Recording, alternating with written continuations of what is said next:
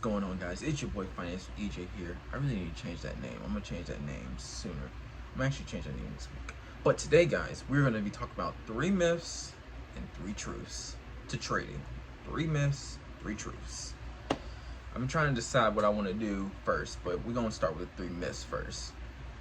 Actually, no, we're gonna start with 3 truths first. We're gonna start with 3 truths about trading.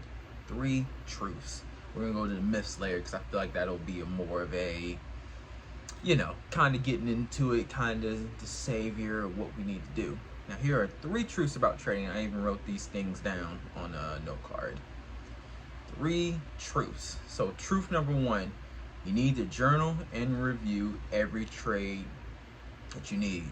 Because when you journal every trade and you journal your mistakes, you're learning more about who you are. Now, when you're journaling your trades, you're not only getting to know what the market can do, you're getting to know yourself. You're getting to know if you can react off the prices. You're letting yourself know what the price action is. You're journaling the economic indicators. You're journaling everything that you need to know. Again, not only to know the market, but to know yourself, because it's a battle against you versus you. Everything in trading is all psychological at the end of the day. So you have to understand that the market is all psychological. The market is all just about you. And to review these things, I usually review them every day. After I'm done trading, I will review the trades. I will review what I got. I will review over what I wrote down. I will review over just everything that has happened. I don't know if y'all hear that motorcycle back there. Sorry about that. But you want to review everything that you need to learn, everything that you need to know. I review my trades every day. I read over them. I kind of stick with it. I look at the charts and I understand, like, oh, okay, I should have took the call here. I should have did a put here. I should not have entered here. Oh, I entered too early. I entered too late. Again, this is trial and error, but this gives you a good understanding of why you should do that. Number 2, management. You need good risk management in order to stay in this game.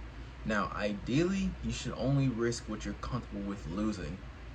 But in your overall portfolio, you should only be losing around 1 to 2% each time. If you're losing more than that, you got a lot to work on. Now, if you're losing more than what you're comfortable with, you still got a lot to work on. Risk management does take some time too, and it takes more time to review those trades. But overall, you just got to take your time and really understand what you want to do and understand how you want to do it. And it takes time to know where to set your stop loss, where to not set it at, because it's all different between options and futures. And futures, I feel like that's the hardest place to set your stop loss sometimes, because it's extra volatile and it's more volatile than options. But you just got to go with what works.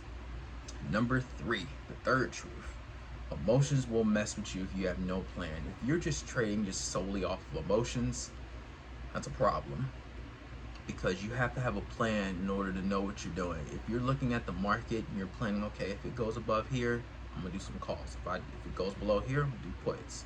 If it doesn't do anything, no trades. If it's in this zone, I'm not gonna trade it at all.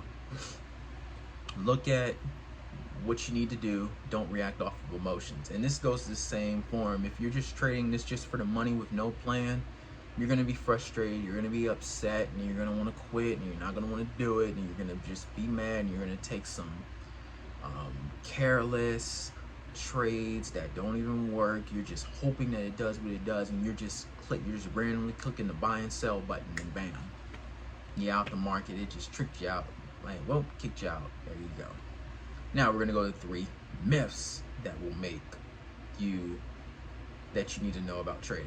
That's what will make you, but 3 myths that you need to know. Myth number 1: you need a ton of money to start out trading. You do not need a ton of money. You can do as little as $500. You can do as little as $1,500 to $2,000. Now, my personal recommendation, some people recommend a little more than that. I recommend around $1,500 to $2,500. That's what I recommend as a beginner. But some people will say you need $4,000. Some people say you need $5,000. Now, I will warn you, sometimes those are hard to build. $1,500 accounts or $2,500 accounts. Sometimes they're hard, sometimes they're not hard. Some people can do it. But if you're a beginner, I wouldn't worry about trying to build the account, because your first year to second and third year, you're focused on learning. You're focused on more just trying to take the trades. You're focusing on what you need to do. You're focusing more on yourself. You're not really focused on what's going on. You're focusing more on how do I become a better trader each day. It's not about you trying to get this, you're trying to get that, you're trying to make sure that you're getting in here, you're getting in there. You need to worry about just being a better trader every single day of your life. You have to worry about, what can I do differently? What should I do differently? What should I be doing here? All right. Truth number 2, trading is a get rich quick scheme. If you think that trading is a get rich quick scheme, think again. It's not quick. You need to take time to really learn this. This is a high income skill. There's a reason why it takes people years to really get it. Look up the hedge fund managers interviews, look up retail traders, look up all these different traders, look up all these different people that say they've been in it for years. If it was a get rich quick scheme, everybody'd be rich. Everybody'd be making money like that. And there's a reason why 80% quit before the first year. There's a reason why only 5% last in the game within 5 years. There's a reason for it. These statistics aren't out for no reason. Still a higher success rate than making it in pro football, pro basketball, rapping, and any other lawyer, doctor, career like that. But understand, this is not a get rich quick scheme. This takes time, fellas. You need to learn that it takes time. Take your time with the skill and learn it. And last but not least, the third myth that I want to cover. You have to predict the market perfectly. No, you don't. You do not have to predict the market perfectly. As a matter of fact, it doesn't matter, because everything in the market is not perfect. Again, you may take an A+ setup, it doesn't go your way. You may take a garbage setup and it goes your way.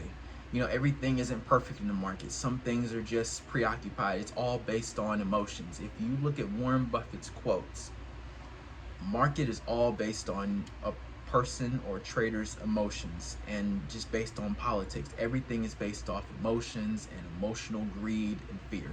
So everything is not perfect in the market. It's not. So you don't need all that. But yeah, that wraps it up for today, you guys. Thank you guys for watching.